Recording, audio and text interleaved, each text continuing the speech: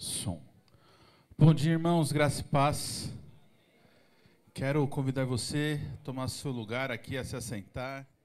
Pode trazer seu cafezinho para ficar aquecido e para afugentar o sono. Pessoal da classe de integração, podem subir com seus professores, o Rodrigo e o Zé Orlando. Você precisa ver isso, hein? Que é isso, todo dia fala Zé Orlando, Zé Eduardo. Tá bom? As crianças podem descer com a tia Raquel. Cadê a tia Raquel? Pera aí, a tia Raquel está aqui ainda, não desceu. Então as crianças vão descer com a tia Raquel. Lu, vai subir?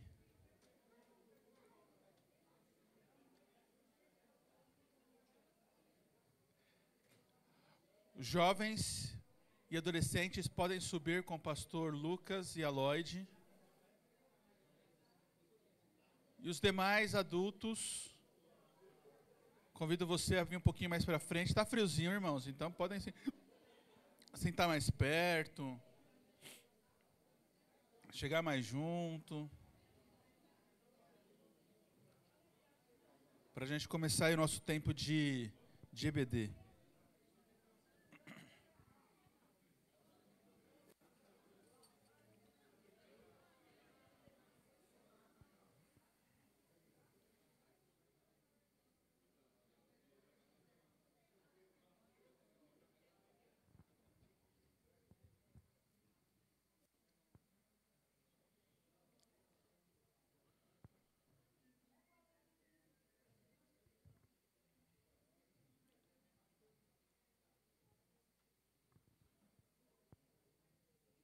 Os jovens já subiram.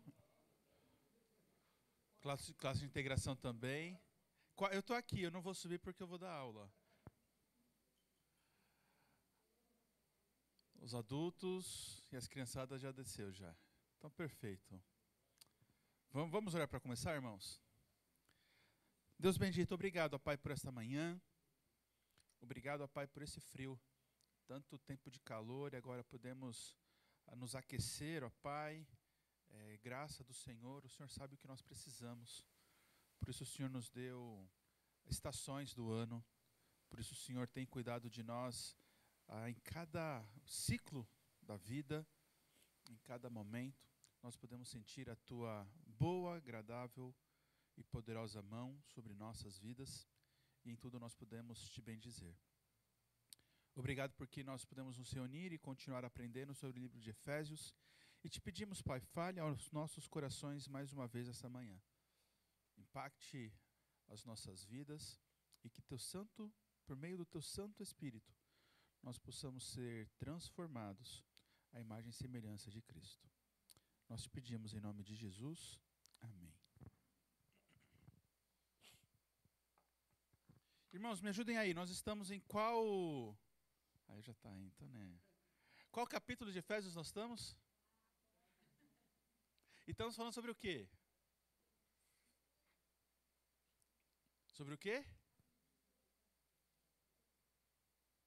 Sobre a prática da vida cristã. Muito bem, vocês guardaram bem ou aprenderam a ler bem na escola. Vou ler de novo aqui o texto, a passagem para nós, então peço que você abra a sua Bíblia, que você possa aí acompanhar a passagem, a leitura. Vamos ler de novo apenas para a gente se situar, se colocar aí, lembrar dos textos, trazer à memória tudo que nós estamos aprendendo. Todos abriram? Igual antigamente, quem encontrou, diga amém. Quem não achou, diga misericórdia. Efésios 4, do verso 17 em diante, até o 5:21. Diz o seguinte: por isso, portanto, digo e no Senhor testifico, que não mais andeis como também andam os gentios na vaidade dos seus próprios pensamentos, obscurecidos de entendimento, alheios à vida de Deus por causa da ignorância em que vivem pela dureza do seu coração. Os quais, tendo-se... Vou mudar aqui para vocês, né? os quais, tendo se tornado insensatos, se entregaram à dissolução para, como avidez, cometerem toda a sorte de impureza. Mas não foi assim que aprendesses de Cristo. Se é que de fato o tendes ouvido e nele fostes instruídos segundo a verdade em Jesus, no sentido de que, quanto ao trato passado, vos despojeis do velho homem, que se corrompe segundo a concupiscência dos enganos, e vos renoveis no espírito do vosso entendimento, e vos revistais do novo homem, criado segundo Deus, em justiça e em retidão, procedentes da verdade. Por isso, deixando a mentira, fale cada um a verdade com o seu próximo, porque somos membros de uns dos outros. Irai-vos e não pequeis, não se ponha o sol sobre a vossa ira, nem deis lugar ao diabo. Aquele que furtava, não furte mais, antes trabalhe, fazendo com as próprias mãos o que é bom, para que tenha com que acudir ao necessitado. Não saia da vossa boca nenhuma palavra torpe, e sim unicamente a que for boa para edificação, conforme a necessidade, e assim transmita a graça aos que ouvem. E não entristeçais o Espírito de Deus, no qual fostes selados para o dia da redenção. Longe de vós toda amargura, cólera, ira, gritaria, blasfêmia, e assim toda malícia. Antes, sede um para com os outros benignos, compassivos, perdoando-vos uns aos outros, como também Deus em Cristo vos perdoou. Sede, pois, imitadores de Deus, como filhos amados, e andai em amor, como também Cristo nos amou, e se entregou a si mesmo por nós, como oferta e sacrifício a Deus em aroma suave. Mas a impudícia e toda sorte de impurezas, ou cobiça, nem sequer se nomeie entre vós como convém a santos, nem conversação torpe, nem palavras vãs ou chocarrices, coisas essas inconvenientes. Antes, pelo contrário, ações de graças. Sabei, pois, isto: nenhum incontinente, ou impuro, ou avarento, que é a idolatria, tem herança no reino de Cristo e de Deus. Ninguém vos engane com palavras vãs, porque por essas coisas vem a ira de Deus sobre os filhos da desobediência. Portanto, não sejais participantes com eles, pois outrora erais trevas, porém agora sois luz no Senhor. Andai como filhos da luz, porque o fruto da luz consiste em toda bondade, justiça e verdade, provando sempre o que é agradável ao Senhor. E não sejais cúmplices nas obras infrutíferas das trevas, antes, porém, reprovai-as. Porque o que eles fazem em oculto, o só referir é vergonha. Mas todas as coisas, quando reprovadas pela luz, se tornam manifestas, porque tudo que se manifesta é luz. Pelo que diz: desperta, ó tu que dormes, levanta-te dentre os mortos, e Cristo te iluminará. Portanto, vede prudentemente como andais, não como nécios, sim como sábios, remendo o tempo, porque os dias são maus.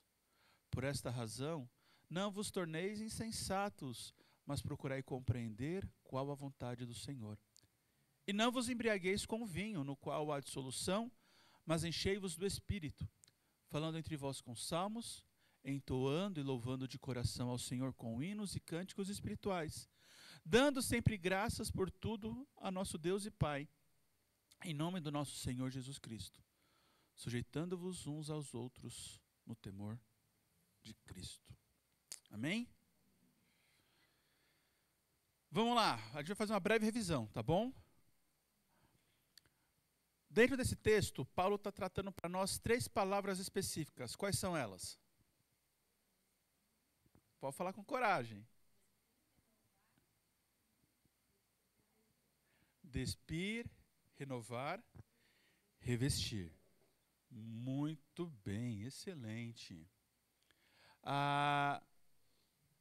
Quais são as 6 características do gentio?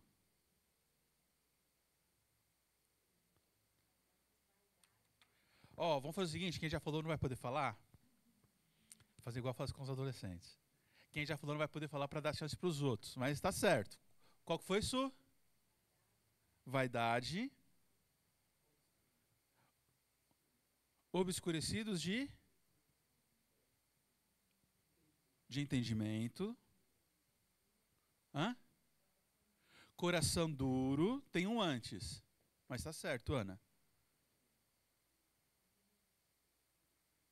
Não. Alheios à vida de Deus, aí sim dureza de coração, insensíveis e entregue a impurezas. Na semana passada a gente gastou um bom tempo falando desses 6, né? E aí nós estávamos conversando um pouquinho sobre por que é tão difícil alguém se converter a Cristo. Porque para uma pessoa que anda dessa forma para poder se converter a Cristo é somente por meio de um milagre. Por isso que é milagre. Para mudar um coração desse, um coração vaidoso, obscurecido, que não está nem aí para uma vida de Deus, um coração duro, insensível e entregue essa vaidade, entregue essa vida imoral, somente um milagre que pode mudar as nossas vidas, né? E aí falamos sobre o que seriam esses pensamentos vazios e sem sentidos. Calvino nos ajudou um pouquinho, bem como William Barclay. Stott, falando aí sobre o autocontrole, né? Tendo perdido toda a sensibilidade, as pessoas perdem todo o autocontrole, são entregues. Falamos sobre a dor.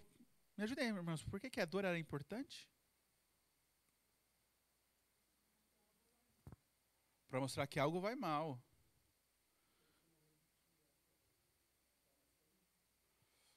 Para não repetir. Exato. Buscar o remédio, buscar uma cura. Perfeito, muito bem. Falamos aqui sobre o problema de removermos Cristo do ensino. A gente pode ensinar algo sem referenciar a Cristo? Qual que é o problema de fazer isso?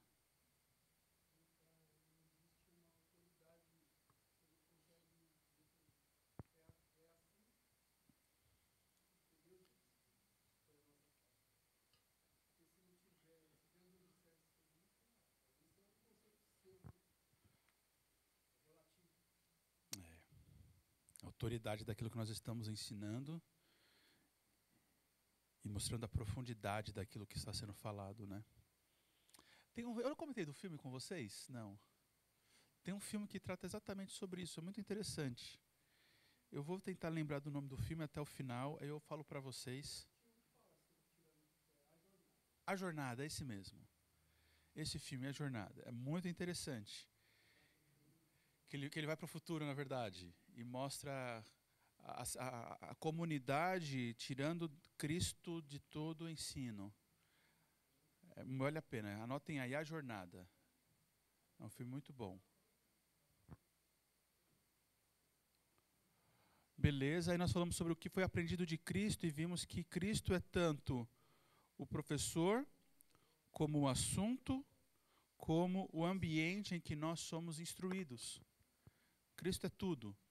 Nós aprendemos de Cristo, aprendemos sobre Cristo, aprendemos em Cristo. É Ele que está sempre nos ensinando. É por meio dele que todas as coisas acontecem. E aí nós começamos a falar aí sobre realmente essas 3 palavras: despojar, renovar e revestir. Essa é a verdadeira conversão. É quando realmente eu acho interessante isso.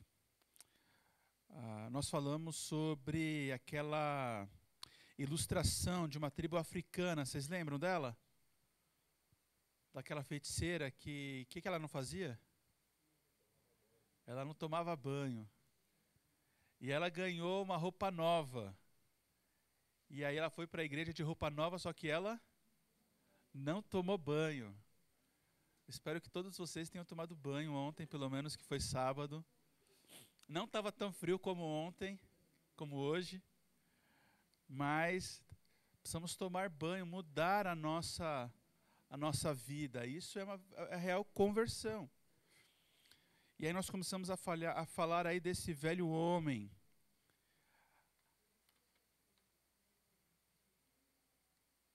E a gente parou aqui, certo? A gente Falamos essa frase?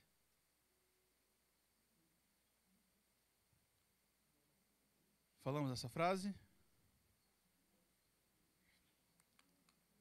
Então vamos lá, vamos avançar daqui, queridos.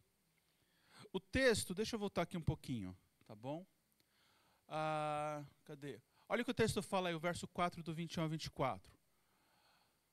Se é que de fato tendes ouvido e nele fostes instruídos, segundo é a verdade em Jesus, no sentido de que, quanto ao trato passado, o que nós tínhamos que fazer? Como que é o velho homem? Corrompido. O que mais? Longe de Deus. Como? Estamos indo. Falem aí, como que é? Coração endurecido, insensível, alheio à vida de Deus, entregue à impureza. É o gentil. O velho homem é o gentil, porque não está em Deus. E que Paulo está dizendo para nós é que nós precisamos nos despir desse velho homem, dessa antiga forma de viver, movidos pelo desejo de agradar a Deus. Alguém, por favor, eu vou falar aqui para o Júnior. Esse alguém se chama Júnior. Romanos 8, do 5 ao 11. E eu vou pedir para o Wilson, Gálatas 5,16.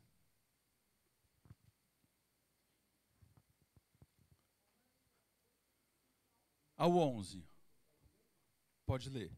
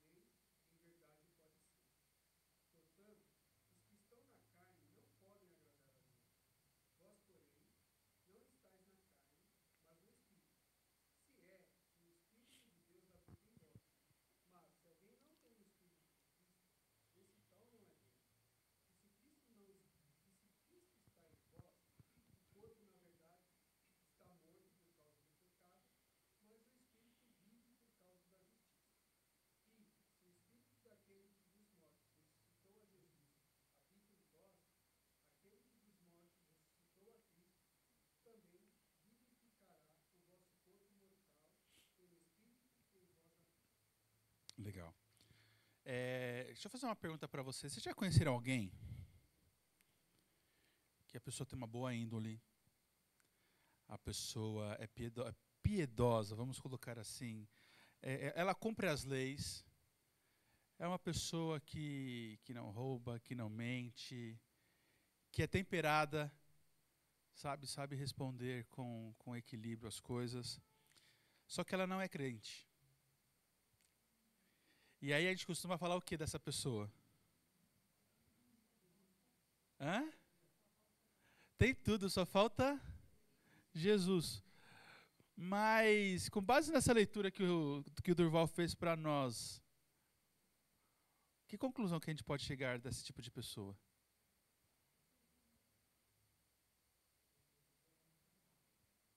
Sem Jesus não tem nada. O texto fala, né, os que estão na carne não podem agradar.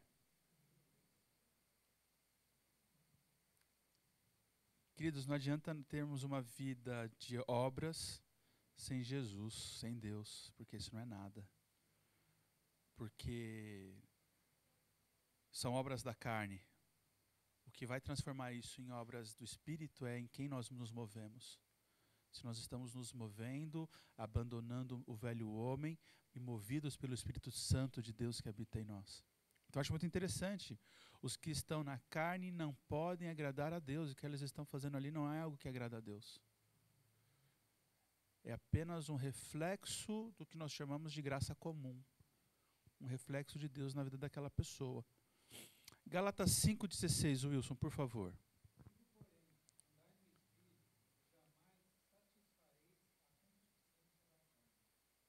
andai. Então, o que nos move, o que nos ajuda a não satisfazer os desejos da carne, é nós estarmos nos movendo por meio do Espírito. Por isso que nós precisamos nos despir do velho homem, porque o velho homem não tem nada de espiritual. O velho homem é totalmente carnal, totalmente movido por 3 áreas que Paulo chama. Quem lembra quais são essas 3 áreas?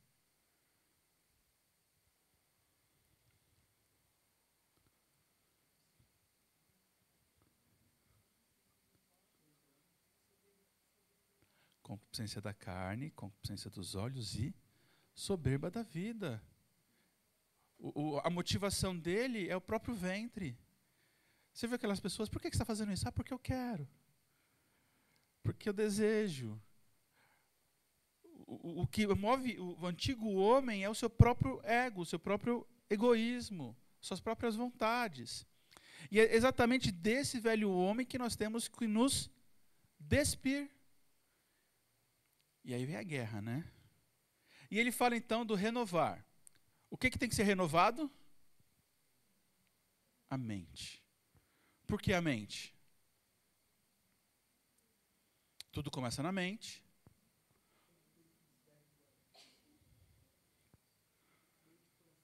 Mente e coração. Onde está essa passagem?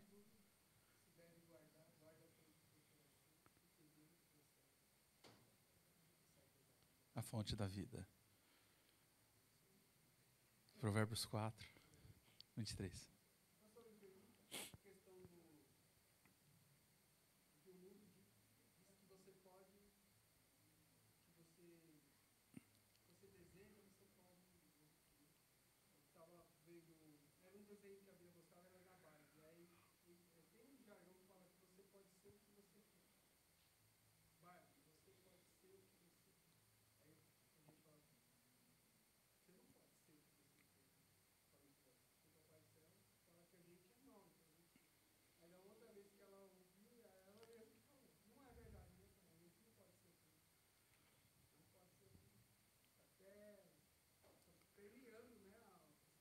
Sim.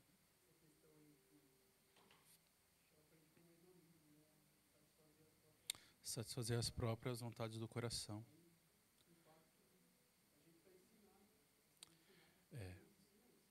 O hedonismo até iria um pouquinho além, Durval. É você sobrepor a sua dor por meio do prazer. Entendeu?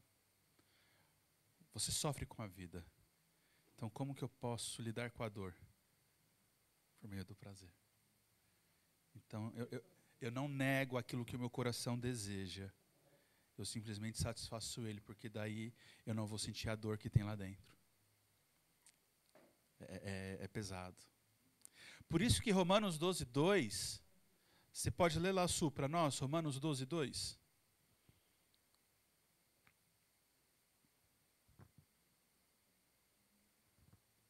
Romanos 12, 2.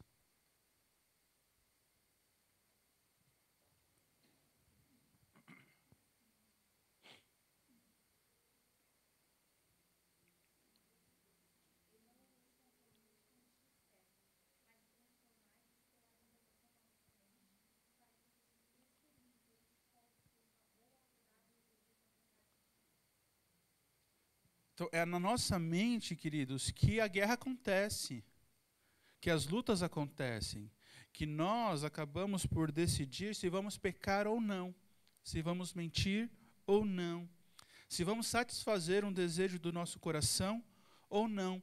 Por isso que conversão está muito relacionada a uma mudança de pensamento, a pensar novas coisas. Por quê? Porque quem controla a mente controla o corpo todo. Porque se sua mente está inclinada para tal coisa, o seu corpo todo vai ser inclinado para isso. Mas agora, se sua mente está inclinada para as coisas de Deus, então seu corpo todo vai caminhar em direção às coisas de Deus.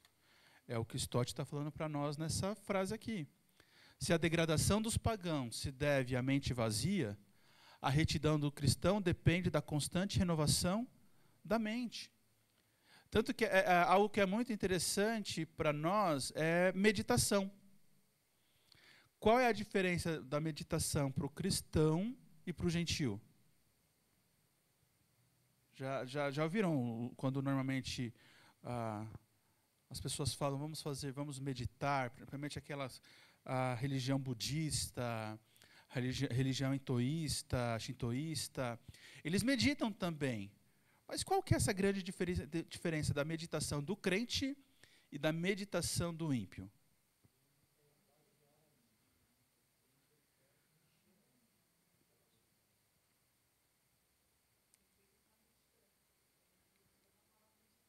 Certo? É mais ou menos isso aqui que o Wilson falou, Su. Normalmente a meditação está sobre esvaziar a mente. É ficar com a mente vazia. Não pensar em nada. Sabe? Hã? É. Mas quando nós olhamos na palavra de Deus, a meditação é renovação da mente. Como eu estava conversando com uns homens uns dias atrás sobre a vaca ruminando. Vocês já viram uma vaca ruminando? Então, quem é do interior sabe o que é ruminar. É quando a vaca ela está com a cabeça em pezinho assim e está assim, ó. Ela nem abaixa a cabeça, mas por que ela não abaixa a cabeça? Porque ela está comendo novamente a grama que ela já comeu. Está remoendo. Entendeu? E depois, quando ela pega aquilo que ela já comeu, ela ruminou, ela remoeu, ela engole de novo e isso se transforma no leite. Meditação para nós como cristãos é exatamente isso. Nós ouvimos a palavra, agora nós vamos ruminar, remoer. Nós vamos ficar meditando naquilo que nós lemos de manhã, de noite, em algum período do dia, durante as outras horas avante, lembrando daquilo que foi falado ao nosso coração. E aí quando vem a luta, a provação, a dificuldade, aquilo que nós ruminamos, remoemos durante o dia, vai estar não apenas no intelecto, mas vai estar no nosso coração. Essa renovação de mente, essa ideia de nós estarmos realmente remoendo, ruminando, trazendo à memória tudo que nós temos ouvido. Então, esse revestir, queridos, do novo homem, e o texto nos fala, né? Segundo Deus, em justiça e em retidão. O Stott ele continua dizendo, nós falamos sobre isso, na verdade, então nós paramos um pouquinho para frente, ó. Que ele está falando sobre a nossa vestimenta.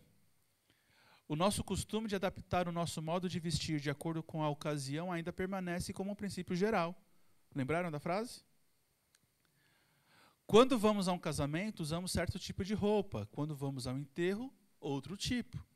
As roupas de muitas pessoas são determinadas, além disso, pelo ofício. Os soldados do exército usam roupas diferentes dos marinheiros. Os advogados têm roupas especiais quando comparecem ao tribunal. Os juízes também. Quando, porém, mudamos de papel, trocamos de roupa. Ao terminar o trabalho, o juiz troca a sua roupa. Exatamente assim.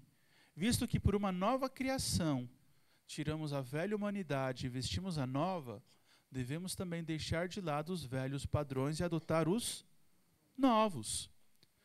Nosso novo papel envolverá novas roupas e a nossa nova vida, um novo estilo ético de viver. Então, por isso que Paulo está enfatizando esse aspecto de uma nova vestimenta, uma nova roupa.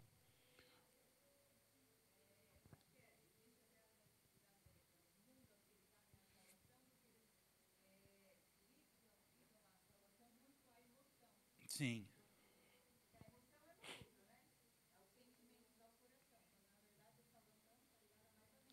Exatamente.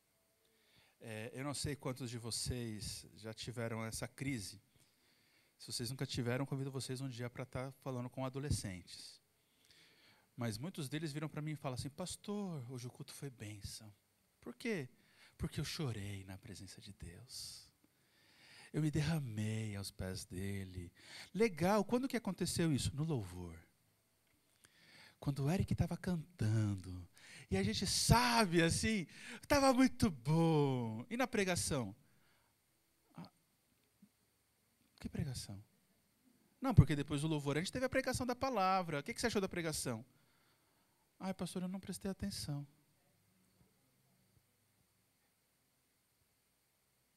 Aí cai bem nisso. Muitas vezes nós buscamos a emoção como sinal da presença de Deus. E não é. E não é. Eu gosto muito, a gente lê Romanos 12:2. Romanos 12:1 fala isso. O vosso culto racional. Agora é interessante que o culto racional não é separado de emoção. Você vibra com a pregação, você vibra com o culto que nós estamos rendendo ao Senhor, mas não é movido pela emoção, é resultado de uma racionalidade do que você está fazendo. Exatamente.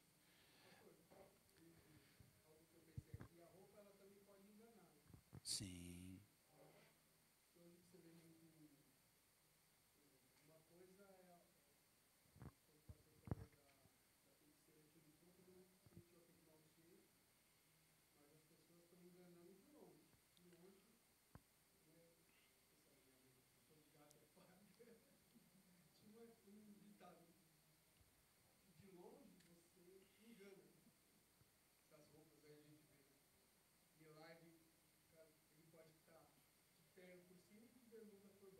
É.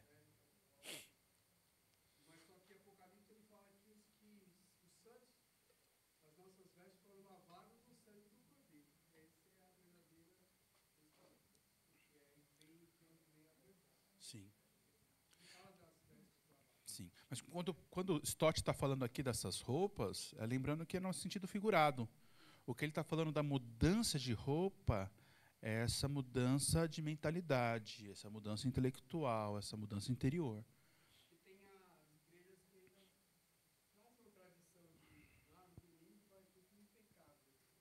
Tem que ir de terno, gravata. Infelizmente. Isso até pode ser uma outra conversa, porque isso tem muito a ver com a forma como o Brasil foi evangelizado. Quando nós olhamos aqui, quem evangelizou o Brasil foi os americanos. Naquela época, uma visão que eles tinham de evangelismo era não só levar o evangelho, mas a cultura. E aí você substitui a cultura de onde você estava pela cultura americana. Tanto que quando eles chegavam nas tribos, o que eles queriam fazer com os índios? Vesti-los, mas não era vestir de shorts e de camisa regata. Eles queriam que os índios vissem de terno. Só que o Brasil é um país tropical. A América não. Aqui o nosso verão estava quase 40 graus. E aí quando você olha novamente historicamente para a colonização, eu falo colonização no aspecto do evangelho, tá bom? Que é o evangelismo, quando eles chegaram aqui, nos Estados Unidos estava no movimento da lei seca. E aí quando eles trouxeram para nós também esse ensino, tudo isso foi permeado por causa da cultura americana na forma de evangelismo que eles traziam. Hoje essa visão mudou muito, porque o que nós queremos hoje, à luz do evangelho, é redimir a cultura. Mostrar por mais que a cultura ela é caída por causa do pecado, o evangelho pode redimi-la. Você não vai substituir. E esse é um cuidado que nós temos que ter. Nós somos brasileiros. E a gente não vai perder a cultura brasileira, mas nós vamos redimi-la. Por exemplo, brasileiro, cultura brasileira, MPB é brasileiro. O que nós temos que fazer é redimir o MPB. A roupa como nós vestimos é uma roupa mais abrangente, é uma roupa mais calorosa, por causa do tempo em que nós vivemos aqui. O estilo musical brasileiro nós não temos que abolir, nós temos que redimi-lo pelo Evangelho. Então, essa é a grande mudança que ocorreu de quando o Brasil foi evangelizado para uma visão mais atual de como as coisas acontecem. Mas essa mudança de roupa que Stott está falando é intelectual. Tá bom? Se você quiser depois conversar um pouquinho mais sobre esses impactos do evangelismo norte-americano no Brasil, me procure depois, que é um assunto muito interessante de nós conversarmos. E todo o desdobramento que se teve em nossa cultura cristã brasileira. E aí o texto continua então agora. Então agora nós nos despimos do velho homem, mudamos a nossa forma de pensar e nos revestimos do velho homem. Certo? Então olha que interessante que Paulo fez. Ele falou para nós como que era a vida do gentio. Falou sobre essa mudança de mentalidade. E agora ele vai começar a falar para nós um mix de como que é esse novo viver, essa nova vida, essas novas vestes. E ele começa então no verso 25 falando o seguinte: deixa a mentira e fale a verdade. Então, se você tiver com um caderninho e quiser fazer, faz uma coluna de abandonar e de fazer, porque Paulo agora vai começar a fazer isso. Olha que interessante, ele fala, deixa a mentira e fale a verdade. Por quê?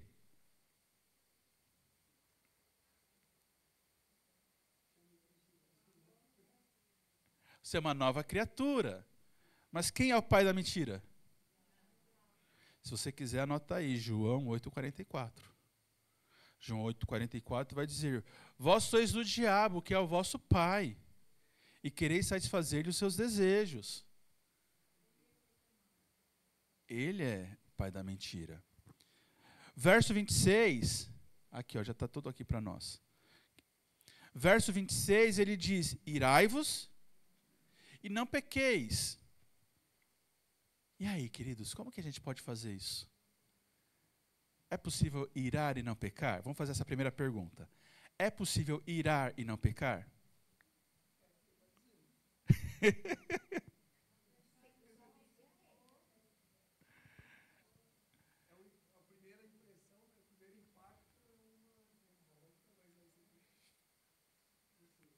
Então, é possível irar e não pecar.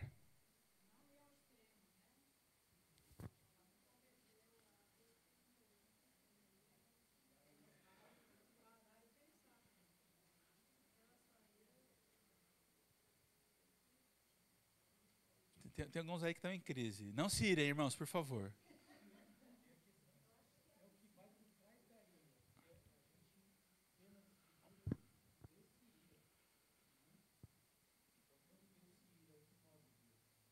Legal.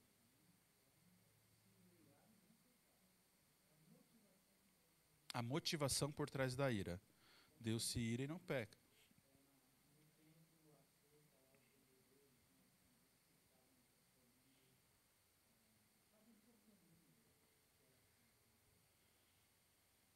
Legal. Mais alguma coisa, irmãos?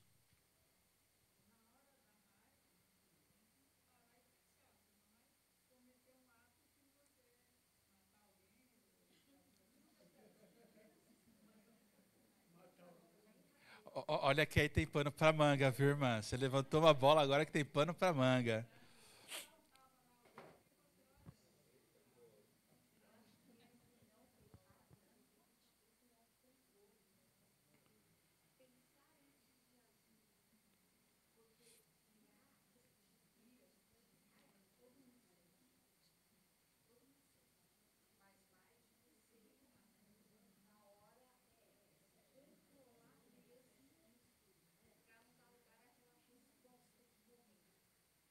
Entendi. Domínio próprio. Fome e sede de justiça.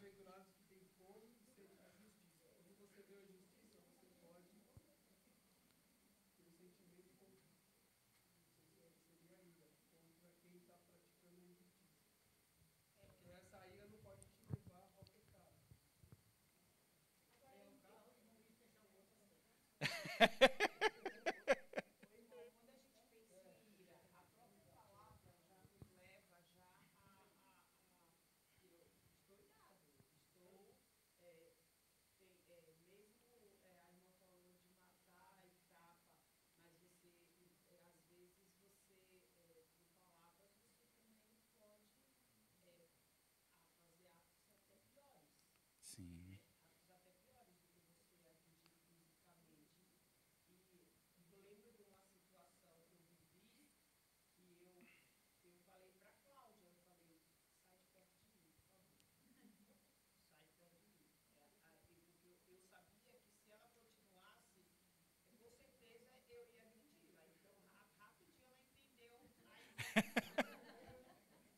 Do mesmo jeito que eu te coloquei no mundo, eu tô prestes a tirar.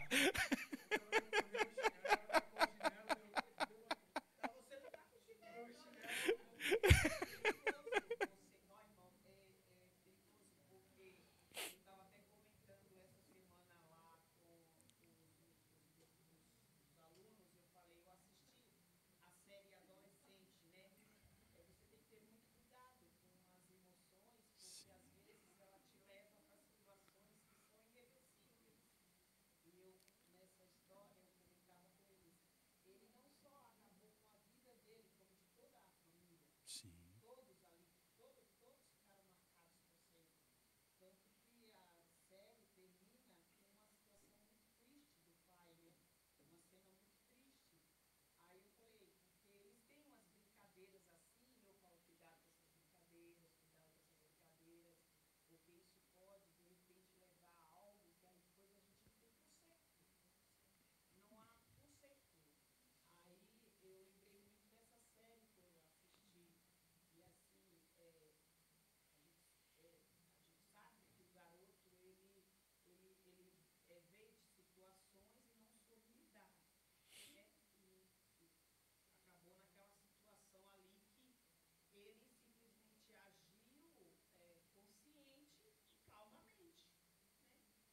Sim.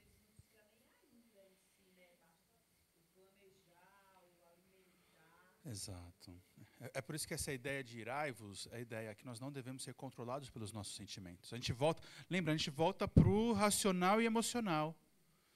É não sermos controlados pelo nosso sentimento. Quando nós estamos descontrolados, nós não devemos ferir os outros, seja de maneira física ou seja de maneira mental, porque Jesus foi além ao dizer: se você pensou em algo, você pecou. Mas o Wilson levantou aqui uma bola muito interessante, que é a motivação das nossas iras. Deus se ira e não peca. Por quê? Porque a ira de Deus é uma ira santa. Porque as coisas praticadas contra a sua santidade levam a ele a ira. A pergunta nossa é: será que nós somos, a nossa ira é motivada por um aspecto da santidade de Deus ou por causa de uma ofensa que foi praticada contra nós?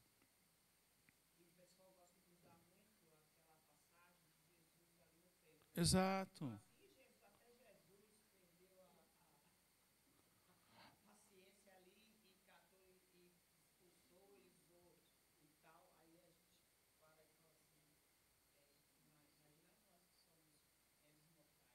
Então, mas ali era uma ira contra a santidade de Deus, contra o que eles estavam fazendo, contra a casa de Deus, contra a pessoa de Deus. O alvo era o pecado das pessoas para com Deus.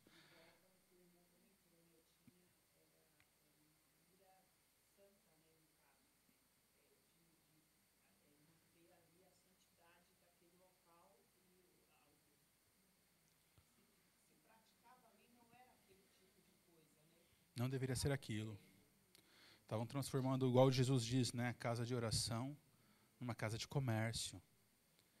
Então, essa é a grande questão. Qual que é a motivação da nossa era? É uma ofensa contra Deus ou uma ofensa contra nós mesmos? E aí, é.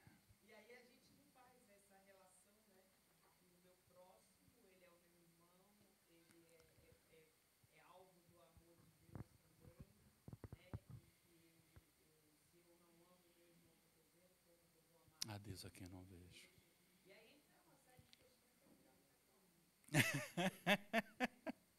É bem por aí.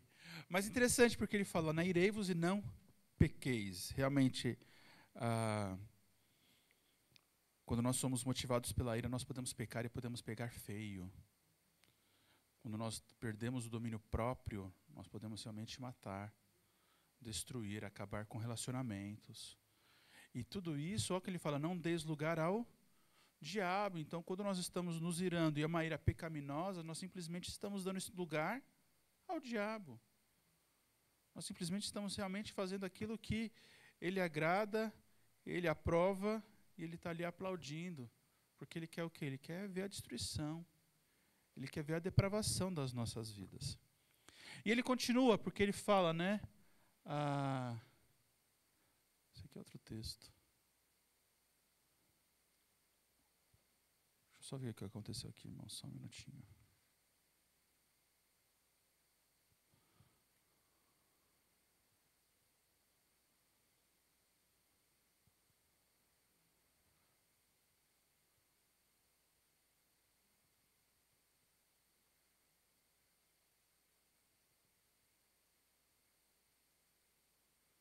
Eu não sei o que aconteceu, que meus slides estão diferentes daqui.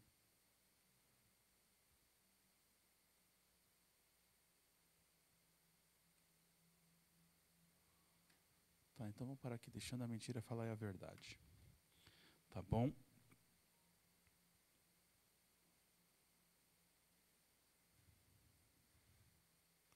Então vou parar no anterior aqui.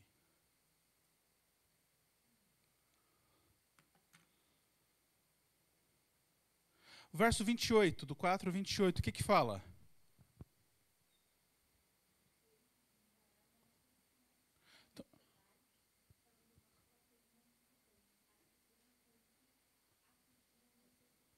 Muito legal esse texto. Então, de uma coluna, o velho homem, aquele que furtava. O novo homem deve fazer o quê? Trabalhar. Mas olha que interessante, ele vai além na colocação. O que ele coloca aí? Para que a pessoa deve trabalhar? Para ajudar o necessitado.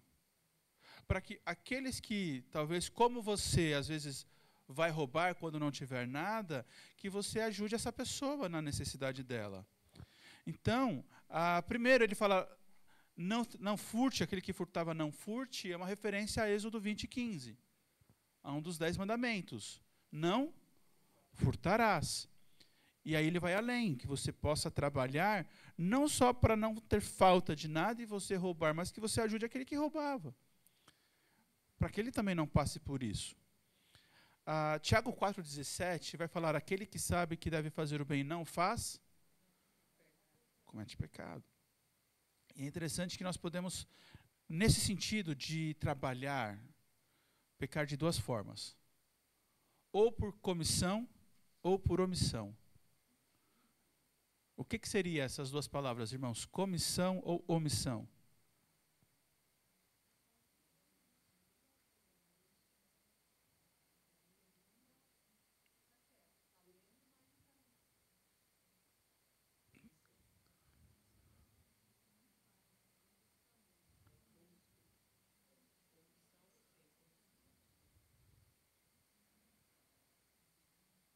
Eu estou colocando as duas como coisas negativas. O que seria comissão e omissão?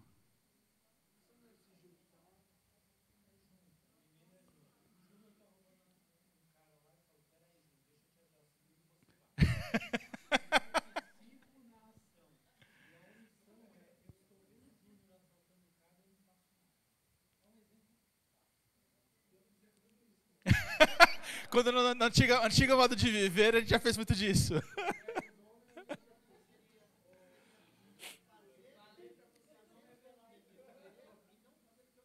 Exatamente. Ó, o Adelcino falou ali certinho, ó. Fazer o que eu não devia fazer e o outro não fazer o que eu devia fazer. Essa ideia de comissão realmente é praticar o roubo junto. É praticar o roubo. Então, quando você pratica o roubo, você está pecando. E quando você se omite, você vê alguém ali roubando e você não faz o bem. Você vê alguém necessitado e você não faz o bem. Então, por isso que ele fala, seja trabalhador e ajude aquele que não tem, aí você ir além. É você cuidar além. Verso 29, qual que é?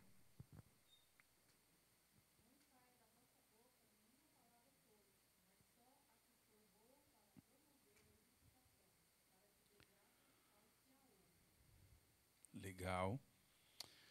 Queridos, o que é palavra torpe? Tem 3 colocações aí. O que é a palavra torpe?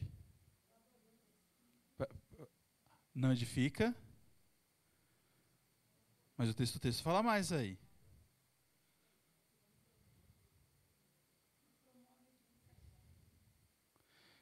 Não promove edificação.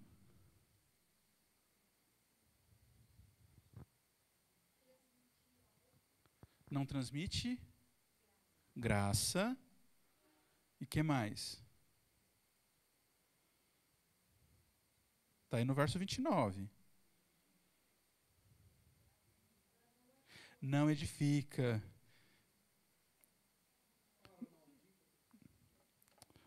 Não sai da vossa boca nenhuma palavra torpe, sim unicamente para edificação, conforme a necessidade, e que transmita graça.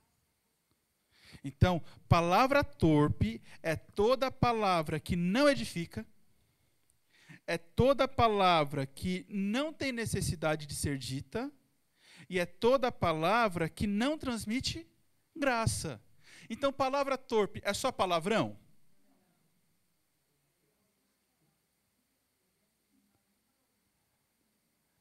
Mas vai além, vocês percebem como palavra torpe é definida por essas 3 características? E muitas vezes a gente está numa conversa, seja com amigos, seja no trabalho, seja com o cônjuge, e a gente pensa assim, eu não estou falando nenhum palavrão.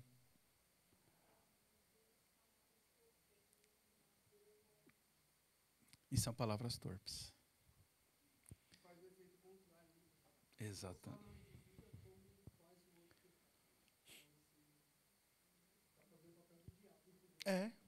Exatamente. Tá bom? Então, é muito interessante porque, muitas vezes, de maneira errônea, nós definimos que palavra torpe é apenas palavrões, palavras de baixo escalão. Mas se você não está edificando, olha isso, o que é uma palavra que edifica, irmãos? Que promove,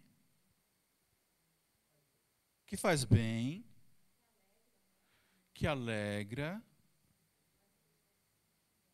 que joga a pessoa para frente, para cima.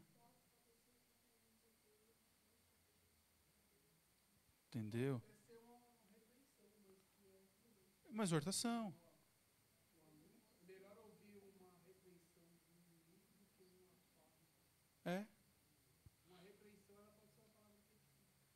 Exatamente. Que, conforme a necessidade, queridos, quantas vezes a gente fala palavras desnecessárias? Fora de tempo.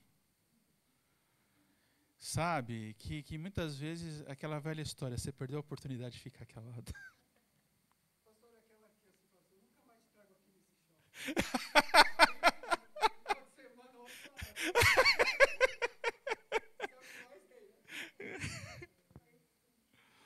Então, amém.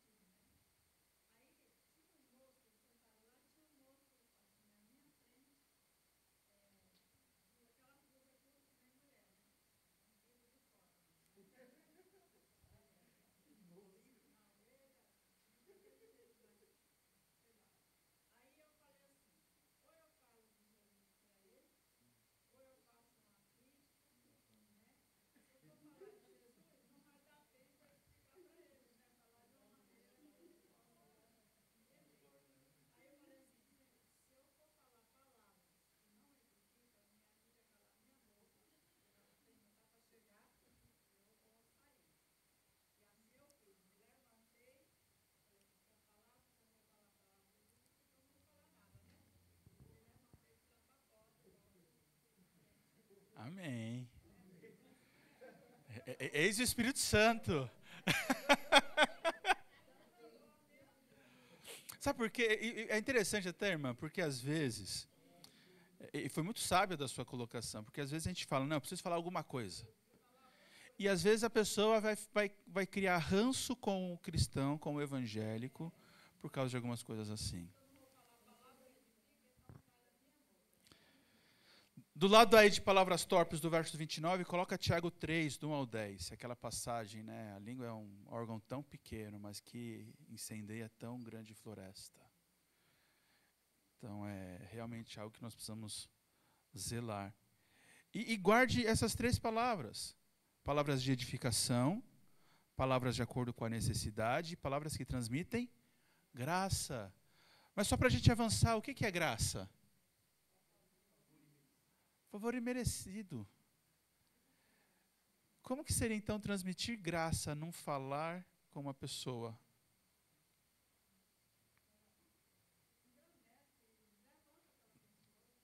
Esse é para edificação, irmã.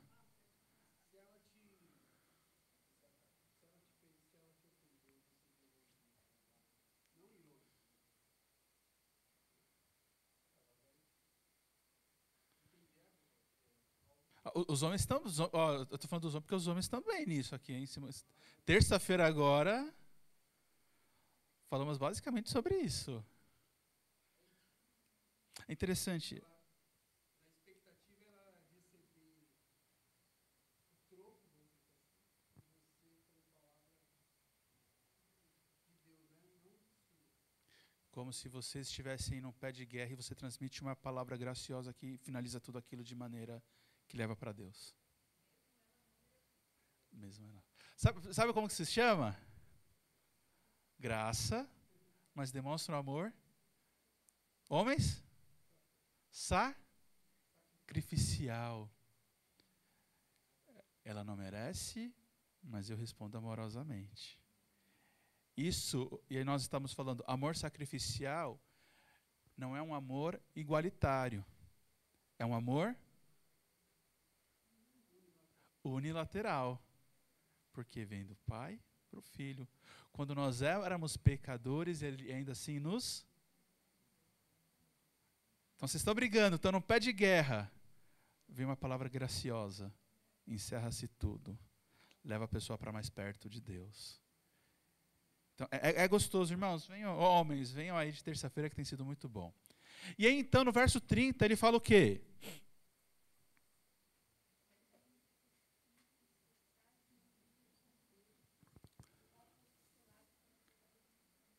Perfeito. Não entristeçais o Espírito Santo. Quer dizer, como que eu posso entristecer o Espírito Santo?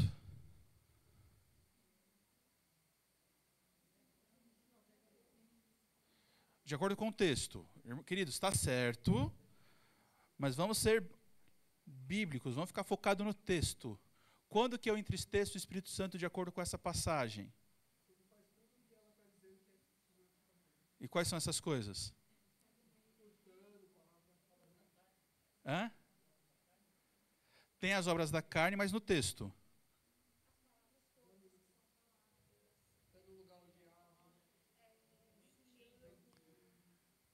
Tá certo. Alguém lê o verso 31.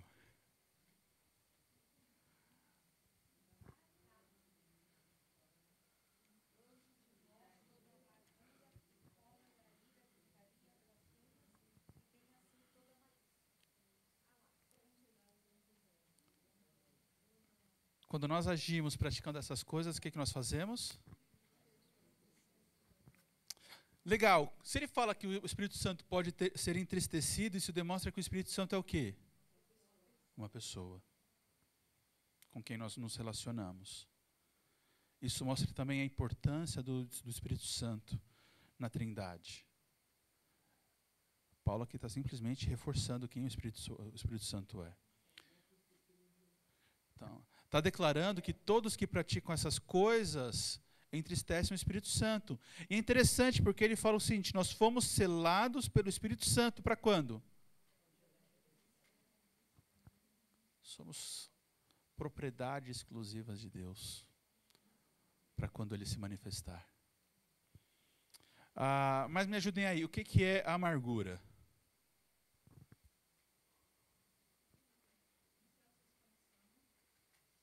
Insatisfação.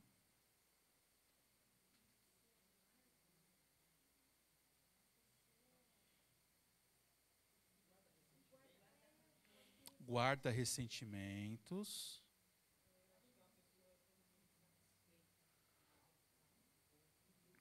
eternamente insatisfeita.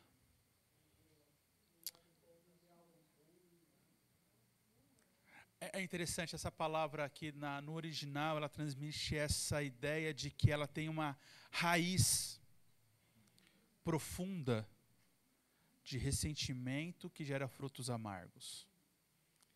Sabe quando você, às vezes, arranca uma erva daninha, a raiz se quebra lá no fundo e depois ela brota de novo.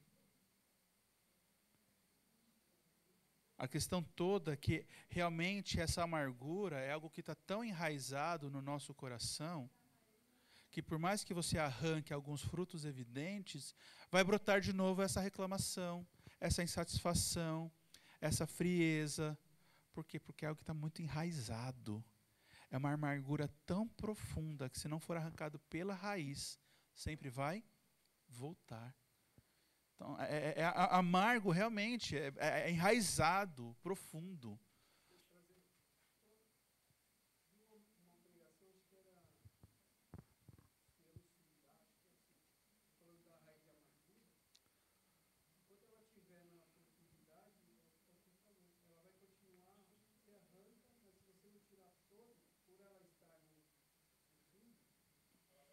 Ela volta. É o que ele fala no capítulo 5.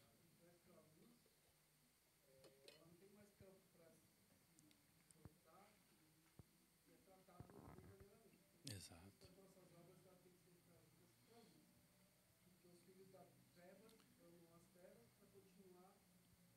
As obras das trevas.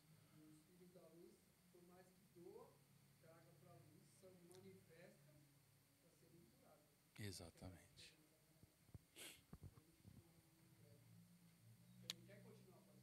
Não, você quer se livrar.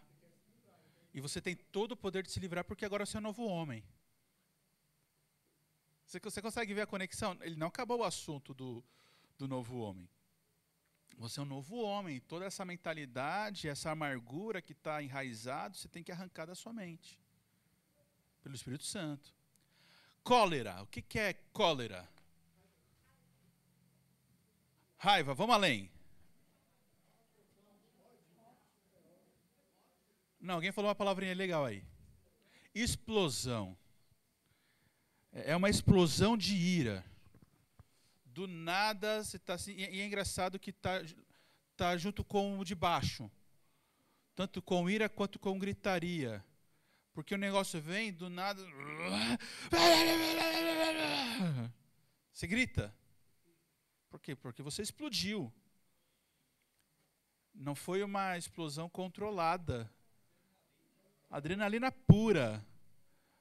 Mas só causou destruição. E interessante porque essa questão de gritaria, irmãos, nossos lares cristãos são conhecidos por palavras amorosas, por palavras temperadas, ou o vizinho sabe tudo o que está acontecendo. Porque a marca de um cristão não é gritaria. E gritaria demonstra que nós estamos entristecendo quem?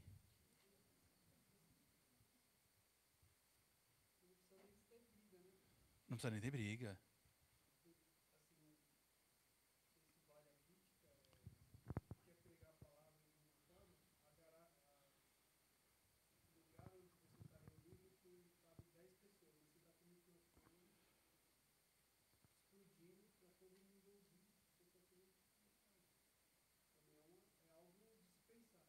Sim.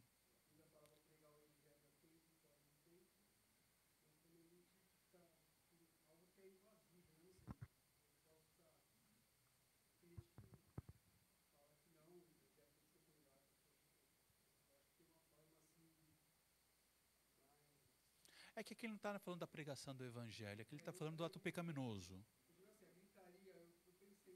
Sim, sim. É um bom debate, mas não é onde o Paulo está tratando aqui. Paulo está falando da gritaria pecaminosa, daquilo que está realmente demonstrando essa ira, essa cólera, está demonstrando essa amargura. Aqui, por mais que... Por isso que eu falei, é uma discussão muito boa essa. Mas não é o que Paulo está falando aqui. Paulo está falando realmente do ato pecaminoso.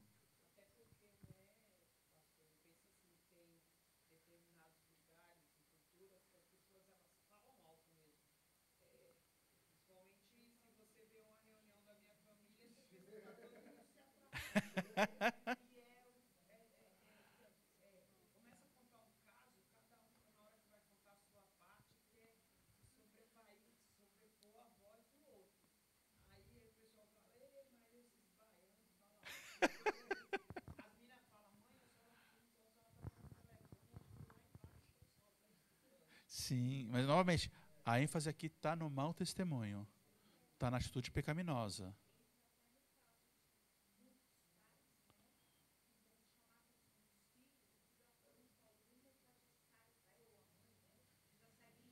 Sim, aí sim. É.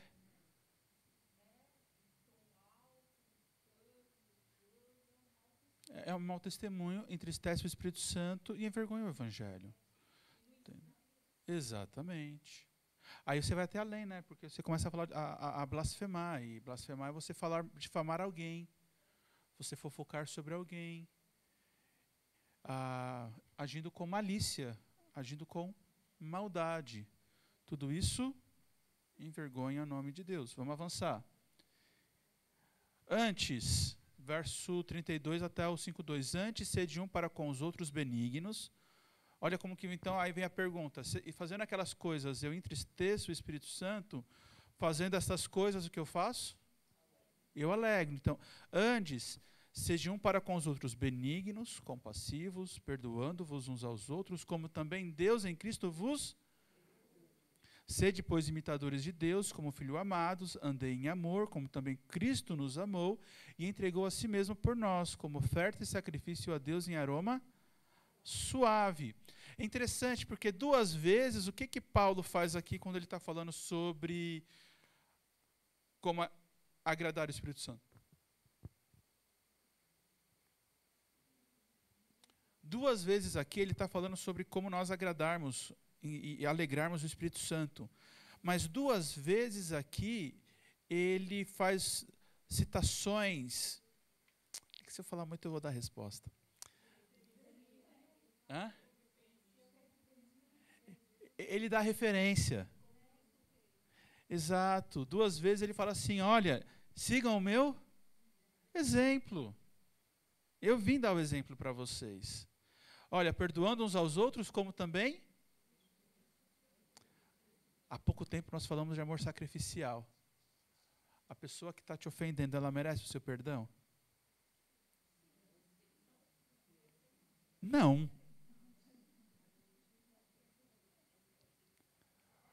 Da mesma forma, nós merecíamos o perdão de Cristo?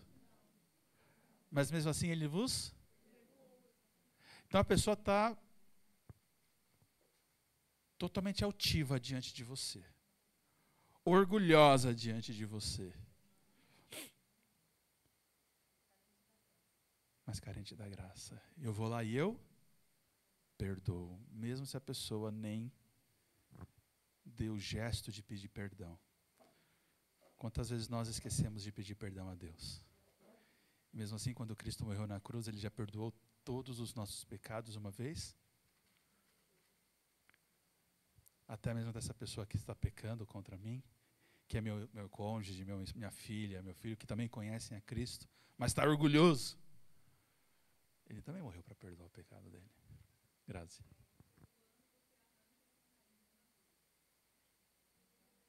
Está tudo interligado. Tem que ter esse coração na...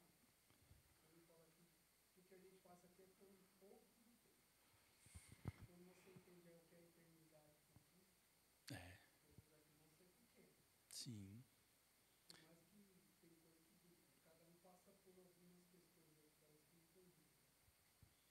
Aquele versículo que fala que o choro pode durar uma noite, ela é diferente para cada um, né? Sim. Essa noite ela pode ser repetida, mas ainda é um pouco. Ainda é um pouco de sofrimento. E ainda é um pouco de tempo, né? Sim. Parece que a eternidade, né? É que a gente É. não quer saber. Mas é interessante aqui, Grazi, a sua fala. Cristo nos amou quando nós estávamos perdidos em nossos delitos e pecados. Quando nós perdoamos, nós estamos perdoando o outro quando ele está envolto em seus delitos e pecados. Quando nós perdoamos, nós estamos demonstrando o amor sacrificial, o amor unilateral, que é o mesmo amor, lembra que como Cristo vos perdoou, é um amor unilateral. Ele nos amou quando nós não o amamos, quando nós não o amávamos. Mas por causa dele nos amar unilateralmente, incondicionalmente, ele pôde nos levar até... É a mesma coisa. É transmitindo graça, que leva a pessoa para mais perto de Deus. E ele fala no verso 1, 5:1, sede, pois, imitadores de Deus como filhos amados, andai em amor como Cristo também vos amou e se entregou por nós. Esse perdão que nós estamos dando é esse sacrifício que nós também estamos fazendo de nos doar em prol do outro, como Cristo fez.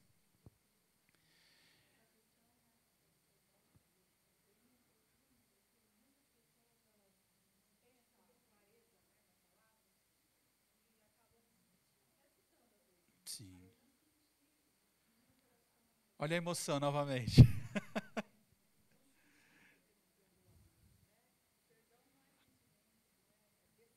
É decisão. Exato.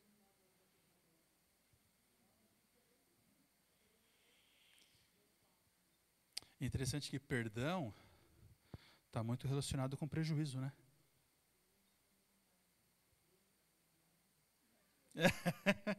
Mas sou filho de Deus para agir como tal. Não podemos. Podemos perdoar a ofensa contra nós, porque a ofensa contra ele já foi perdoada por Cristo Jesus. Mas essa ideia de nós vamos ficar com prejuízo, porque às vezes a pessoa não vai reconhecer, ou a pessoa não vai ter nem como ressarcir. E está tudo bem, porque a gente não tem como pagar o perdão de Cristo. Mas o que nós somos chamados é seguir o exemplo de Cristo. Então, ele continua aqui, né? Sede uns para com os outros, benignos, compassivos.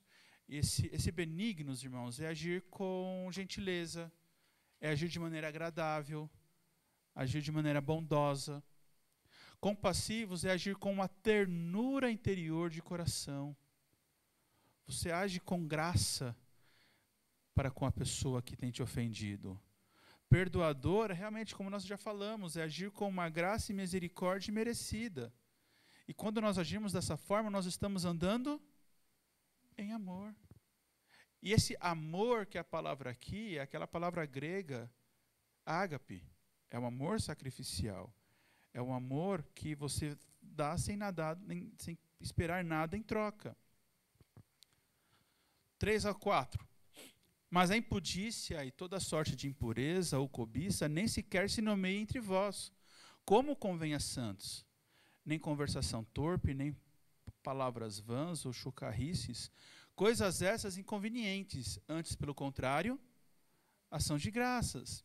E Paulo começa aqui no verso 13, irmãos, essas impudícias é toda a vida sexual desenfreadamente. É a pessoa realmente entregue a esse tipo de atitude. Essa parte aqui, esse verso 13, ele está falando muito no aspecto sexual. Tá bom? Ele está afirmando que esse aspecto, no aspecto da área sexual, elas podem vir com palavras, pensamentos e atos de que quem pratica essas coisas não vão herdar o reino de Deus. Mas aqui é o cara entregue. Aqui ele está pintando novamente um cenário do gentio. É aquele que vive desenfreadamente, se entregando e vivendo dessa forma. Então, a impudícia é realmente uma imoralidade sexual, atos sexuais que são moralmente censuráveis. Prostituição, fornicação, adultério. Quando ele fala de impureza, ele está falando dessa impureza física e moral. Um aspecto cerimonial. luxúria, uma vida devassa, uma vida desregrada, uma vida totalmente licenciosa.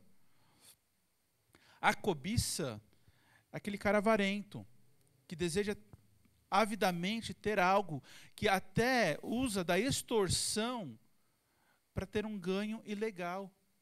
Ele vai além. Já falamos um pouquinho das conversas torpes, das palavras torpes, mas aqui ele está falando sobre conversas torpes, conversas obscenas, conversas de baixo escalão, conversas vergonhosas e que geram desgraças. Essas palavras vãs está muito relacionado com isso, palavras tolas, conversas tolas, estúpidas, repulsivas. E ele começa aqui a inserir uma ideia que ele vai tratar mais para frente, que é como se fosse conversa de bêbado. Mas uma coisa muito interessante, porque quando ele está falando aqui de palavras torpes, palavras vãs, queridos, como cristãos, tem piadas que a gente não faz. Tem palavras que a gente não faz, que a gente não declara. Recentemente estava com alguns cristãos e chegou um lá fazendo piada sobre casamento e esposa. Queridos, não é tipo de piada que a gente faz. Ah, não, mas estamos em roda de homens. Pior ainda, porque nós somos homens cristãos, nós estamos carregando. Ah, mas é uma piada para quebrar. Queridos, não deve ser linguajar nosso. Nossa, você é muito santinho. Amém, obrigado. Mas eu creio que nós, como homens, devemos zelar onde esses tipos de piadas sobre solteiros, sobre casamento, sobre santidade, não devem ser nomeados. É o que Paulo está falando para nós. Entendeu? Que são essas palavras tolas, essas conversas tolas que não levam em lugar algum. Mas ao contrário, ele fala, né, palavras apenas de ações de graça. Olha, ações de graças, que transmitam graça. Ele continua aqui, queridos, do verso 5 ao 6, falando sobre esse aspecto da imoralidade, porque ele fala do... Sabeis, pois isto, nenhum incontinente, impuro, avarento, idólatra tem herança no reino de Cristo e de Deus. Não se engane com palavras vãs, porque por essas coisas vem a ira de Deus sobre o filho da desobediência. Olha novamente, o que traz a ira de Deus é pecado contra a sua santidade. É uma ira santa. E aqui quando ele fala de incontinente, é a ideia de uma sexualidade imoral, de uma sodomia, fornicação, essa libertinagem imoral. Impuros, ele está falando desses comportamentos imorais e obscenos. Talvez você vai entender um pouquinho essa palavra, mas impuros, a palavra está relacionada ao grego em akatartos. Vocês já ouviram falar do tártaros na cultura grega? O que é o tártaro na cultura grega? Só nos dentes. Esse também é muito ruim. O tártaro era o mais fundo do submundo. Por mais que existia o submundo, ainda tinha um buraco que levava ao tártaro. O lugar mais profundo que existia no submundo. É a ideia de um abismo mais profundo do inferno, onde habitavam os demônios. Esse é o impuro. Paulo está correlacionando o impuro, que vive nesse comportamento imoral e obsceno, fazendo uma conexão direta com uma vida de demônios.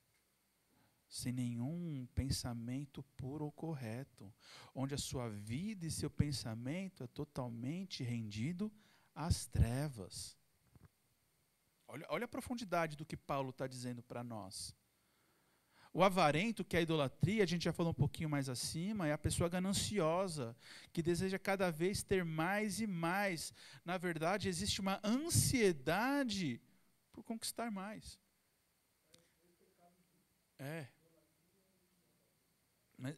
É uma só, né? Na verdade, trazendo essa profundidade. Palavras vãs, nós já falamos um pouquinho mais sobre isso. O verso 7 a 10, ele fala, portanto, não participem com eles. Com eles quem? Com os que praticam, mas quem pratica essas coisas são os gentios. Pois você era trevas. Então ele está falando, quem pratica essas coisas são trevas. Vocês não são mais trevas, vocês eram trevas, mas agora sois. Se vocês são luz no Senhor, andai como os filhos da luz. Queridos, como você é conhecido? E aqui, novamente, eu não estou dizendo que nós temos que entrar numa bolha e eu não vou mais me relacionar com gentios. Porque se eu não me relacionar com um gentio, como eu vou pregar o Evangelho? Se eu não me relacionar com um ímpio, como eu vou pregar o Evangelho? Não, porque desde que eu me converti, eu só ando com crente. Amém?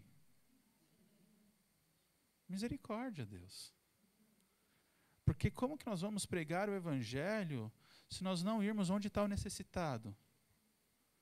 A grande questão é como que é a nossa vida quando nós estamos ali com eles. Por quê? Porque nós temos que trazer à luz tudo aquilo que está em trevas. A gente tem que, como filhos da luz, andar em bondade, justiça e verdade, de maneira simples, aquilo que é agradável ao Senhor. Ele fala então no verso 11 exatamente isso, não sejam cúmplices dessas obras infrutíferas. Salmos 1.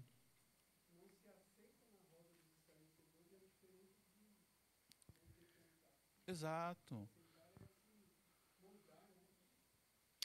A pessoa vai começar a contar uma piada imoral, você fala, gente, dá licença. Porque aí, quando você começa a piada, você está querendo se sentar à roda, né? E ele fala que não seja cúmplices e não participe dessas obras infrutíferas das trevas. Não faça parte dessa atitude reprovável. Porque o que eles fazem em culto, só o referir é vergonhoso. Mas todas estas coisas, quando reprovadas pela luz, se tornam manifestas. A ideia é, quando a luz chegar nas trevas, as trevas se dissipam e tudo vem à luz. Só um minutinho, irmã. Então, a ideia é quando você estar lá, você ser um farol no meio daquelas trevas e poder levar as pessoas para mais perto de Cristo. Não ouvindo a piada e depois querendo falar, dando risada e querendo falar o Evangelho. Mas falar, cara, você já percebeu como isso ofende as pessoas? E principalmente como isso ofende Deus? Mas não adianta nada você querer fazer isso se a sua vida não demonstra a luz em que você habita.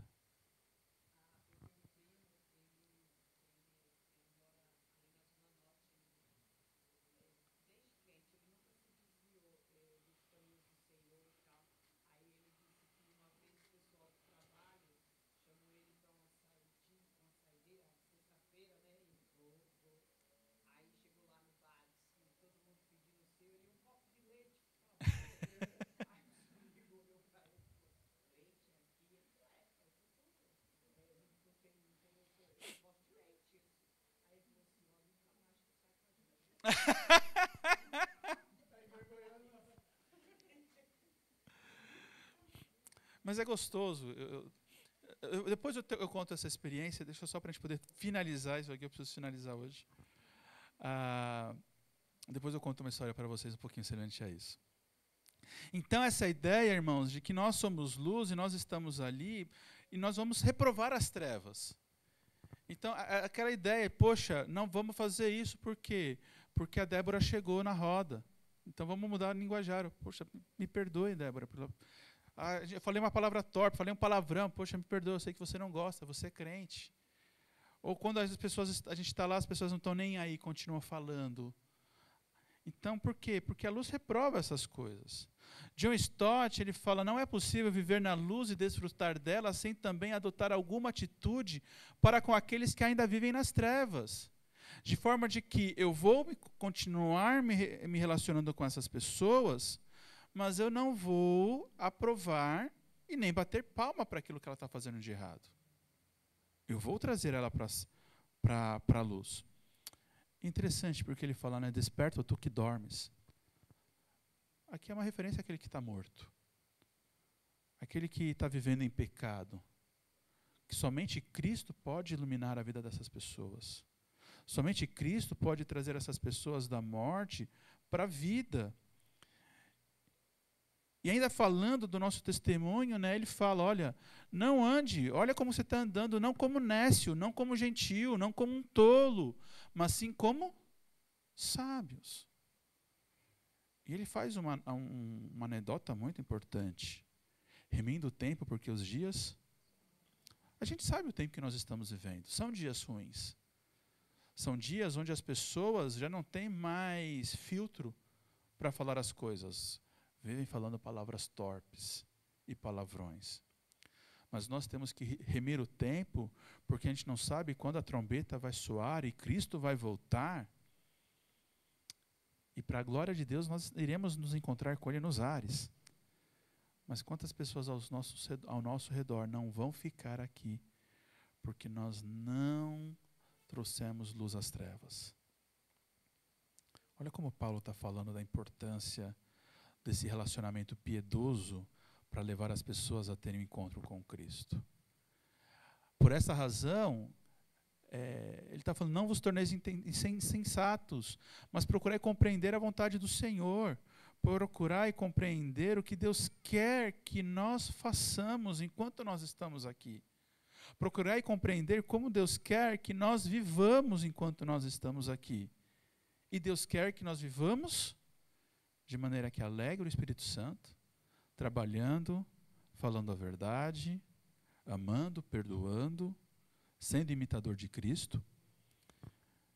Mas ele finaliza para nós falando esse texto do verso 28, 18 ao 21, e eu quero terminar por aqui. Não vos embriagueis com vinho, na qual há dissolução, mas enchei-vos falando entre vós com salmos, entoando e louvando de coração ao Senhor com hinos e cânticos espirituais, dando sempre graças por tudo a nosso Deus e Pai, em nome do Senhor Jesus Cristo, sujeitando-vos uns aos outros no temor do Senhor. Antes de ir para o verso 21, olha como que ele termina. Não vos embriagueis com... Quando uma pessoa está bêbada, primeiro, como que é o andar dela? Como que é a vestimenta dela? Suja, cheirando a álcool. Como que é o entendimento dela? Como que é o palavreado dela? Sabe? Está vivendo totalmente as suas ações, suas falas totalmente desfreadas. Ele fala, faz aquilo que ele quer. Não existe mais filtro. Não existe mais nada ponderando o que ele está fazendo.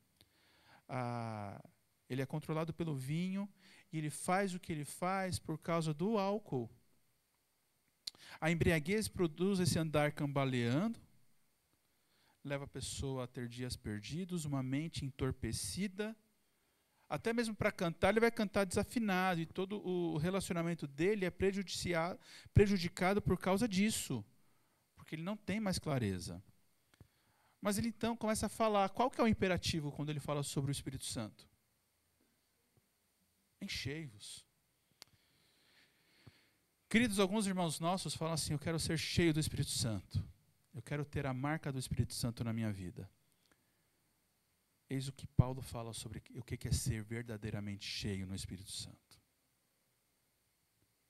Ser cheio no Espírito Santo é a gente falar com salmos, entoar louvores, hinos, cânticos espirituais, ser grato. Mas olha que interessante esse verbo. Primeiro aspecto, ele está no imperativo. Quer dizer que é algo opcional? Não. É uma ordem. Quer dizer que é algo que uma única vez se conclui? É algo constante. É algo que nós temos que fazer uma busca contínua. Porque a tendência nossa é nos esvaziarmos, a tendência nossa entristecermos o Espírito Santo. Ele também fala no plural, enchei-vos. Não é sozinho. É numa pluralidade, é numa comunidade, é numa vida relacional. Também, essa declinação do verbo é o imperativo passivo. Porque eu não tenho o controle do Espírito Santo para fazer ele me encher. Mas na dependência de Deus, ele me enche. Vocês conseguem entender essa diferenciação? Deu para entender isso? A gente não controla o Espírito Santo para ser cheio dele. Exatamente. Então, ele está disponível a nos encher. Nós estamos abertos a ser cheios dele conforme a abundância dele na nossa vida. Ele é Deus. Então nós não conseguimos controlar o Espírito Santo.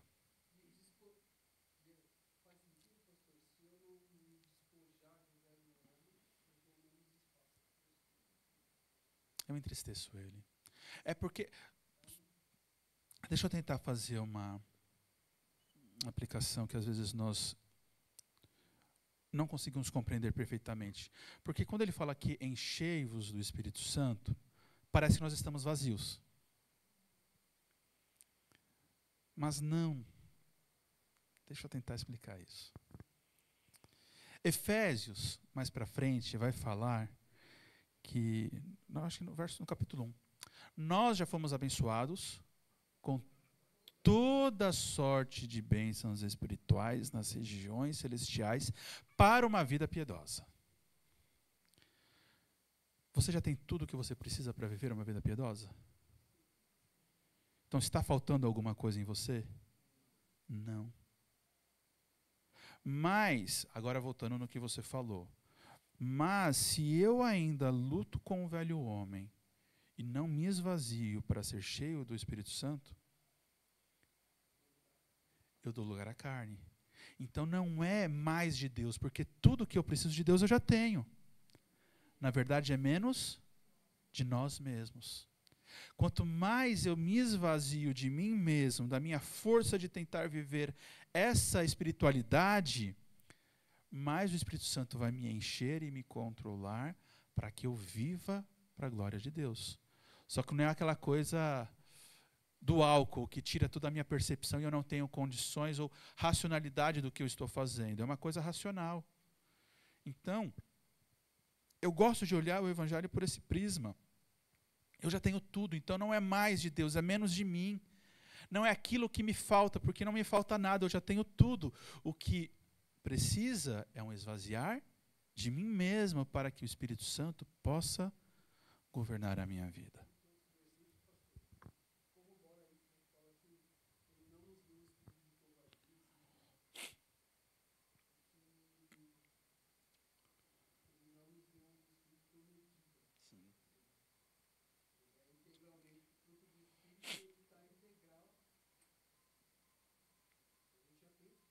Já temos.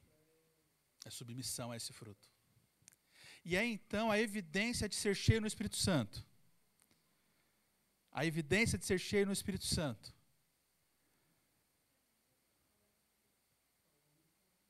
É falar em línguas? Falar em?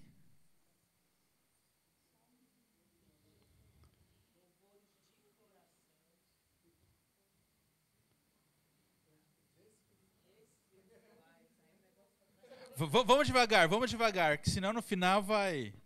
Vamos lá. Falando em salmos. Queridos, salmos é hinos de louvor e adoração ao Senhor.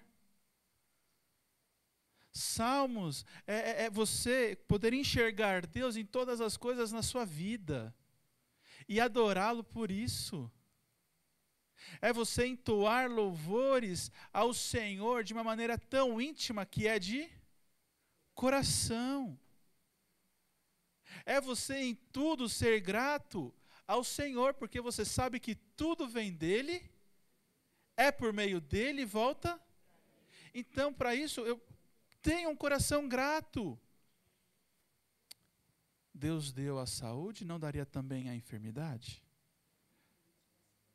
Nós não cantamos quando se fizer chamada, Deus deu a vida, Deus também chama a morte, Ele é o Deus da morte. Damos graças a Deus por isso? Amém.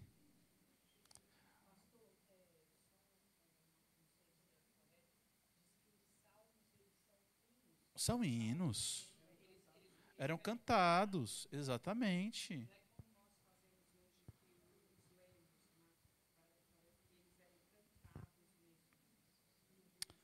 Mas, queridos, nós esquecemos de uma última parte, que demonstra que nós somos cheios do Espírito Santo.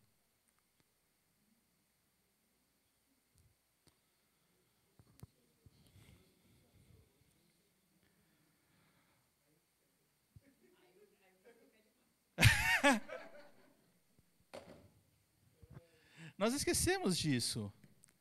Marca do Espírito Santo, irmãos, não é rodopiar, gritar, uma bagunça. É hinos, é adoração, é temor. Não é quem é mais alto ou melhor que o outro por causa de um atributo daqui ou dali. Mas nós somos cheios do Espírito Santo quando nós nos sujeitamos uns aos outros por causa de quem? Por causa de Cristo.